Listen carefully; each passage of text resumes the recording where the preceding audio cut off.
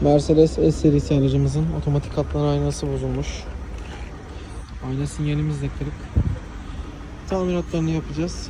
Müşterimize şimdi hayırlı olsun.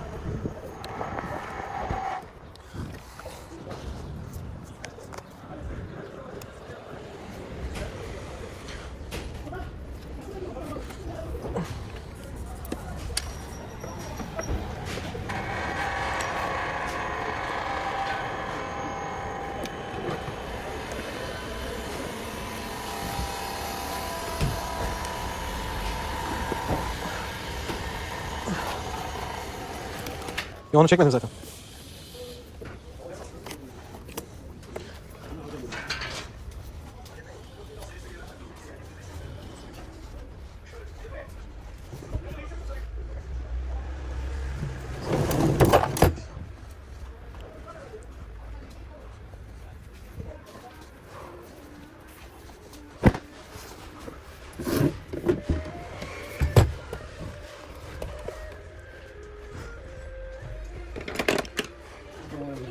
Dilim yapmıyor. Ne yapacaksın ya? Gerek yok, aynamızı niye bozuyorsun?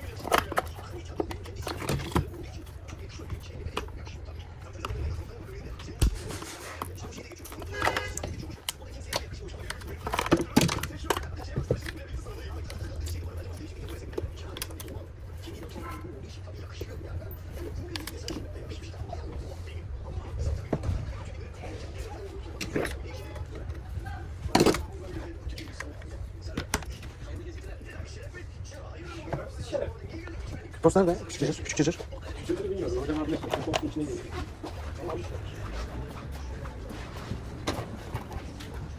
Hani top ortaya mı lan? Bir parça. Bir de ben böyle bunlar işte hortum koydum. Anasını satayım. Hiçbir şey görmüyorum.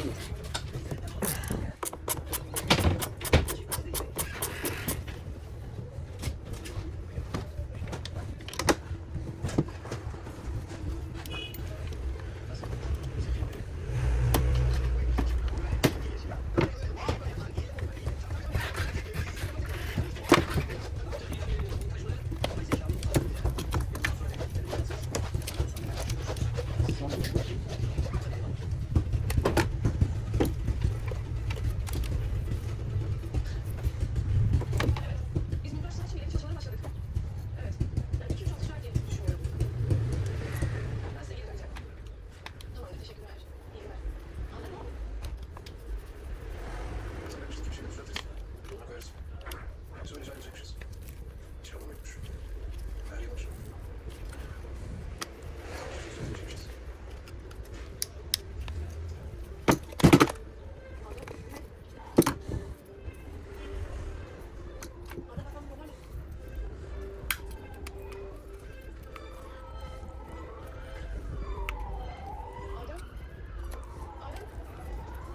Adem bitti mi? Adem. Buldular.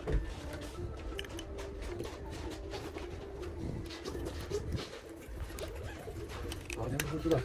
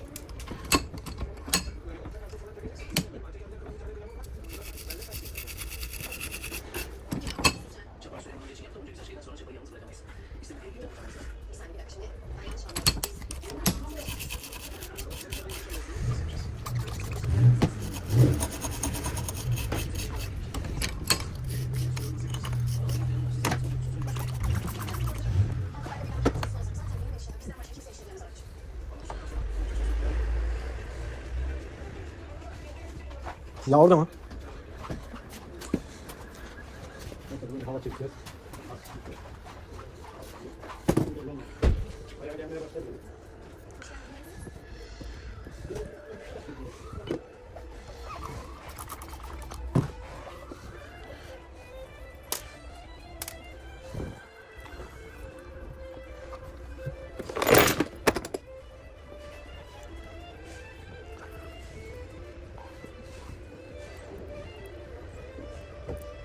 Alacak mısın böyle? Ya tamam kesin doğru düzgün bir kanıt olmamış olabilir. Ama yani insana nispet yapar gibi ilk günden kızına mı getirdin ya? Ya ben senin olma nedeni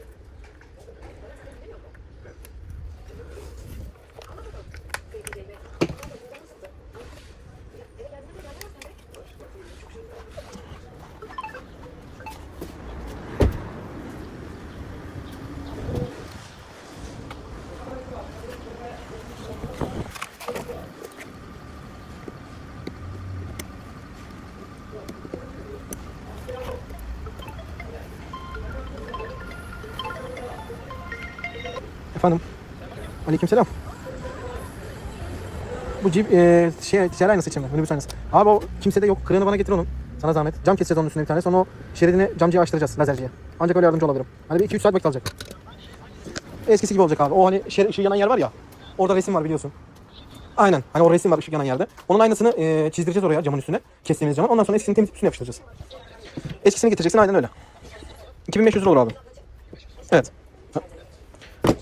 Valla abi ben sana en uygunsuzunu söyledim çünkü senin için araştırdım, birkaç kere sordum. Kimse de yok. Hani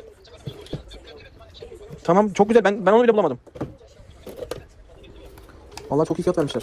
Ya bu çok uğraştırıcı ya. Onlar hani olmayanı yaptığımız için adamlara şimdi aynı camını kesmeye zaten 1500 lira vereceğiz. Onu da çizdirmeye de 500 lira vereceğiz. Anladın mı? Hani çok maliyetli. Hani sen bulamazsan diye. Bir bak eğer ki ona göre yaptırmak istersen bana dön. Tamam? Tamam abi. Görüşmek üzere.